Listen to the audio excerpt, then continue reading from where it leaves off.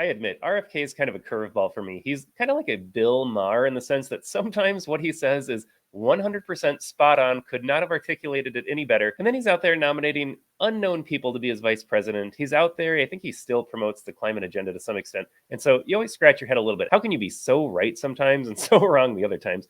But in this case, RFK appears on CNN and absolutely nails it. He's asked, who is the bigger threat to democracy, Donald Trump or Joe Biden come November's election? Anyone with a brain can clearly see that what Joe Biden has done during his administration is absolutely tyrannical, censoring free speech, opening up the border, promoting Roe v. Wade as the law of the land. I mean, he's supporting Trans Visibility Day ahead of Easter. The list goes on and on and on.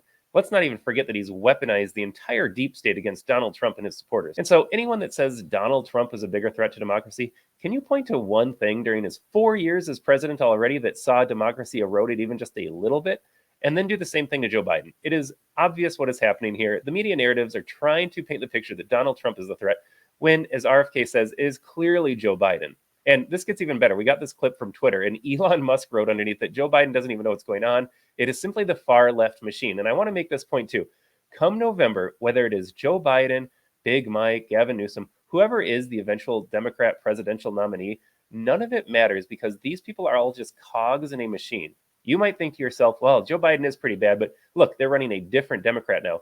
You've got to get that idea out of your head. I beg you, please share this video with anyone that votes Democrat still that you know in your family, your neighborhood, your circle of friends, because they might even admit that Joe Biden has kind of gone off the path, but maybe a different Democrat's going to do better. You've got to shake them of that illusion. It does not matter who is in office. If they are a Democrat, they will abide by whatever the deep state establishment regime wants them to do. They all have the same policy positions. And so if you want to back this up a little bit, Donald Trump versus any Democrat, it's not even close. Donald Trump will maintain and restore your freedom. Any Democrat nominee will destroy it. Take a look as RFK exposes CNN viewers to an idea that they usually don't hear about. But do you really believe that when people talk about the threat to democracy that Trump poses, do you really think that that is an equal evil to Biden? I mean, listen, I can make the argument that President Biden is a much worse threat to democracy. And the reason for that is President Biden is the first candidate in history, the first president in history that has used the federal agencies to censor political speech, so to censor his opponent. I can say that because I just won a case in the Federal Court of Appeals and now before the Supreme Court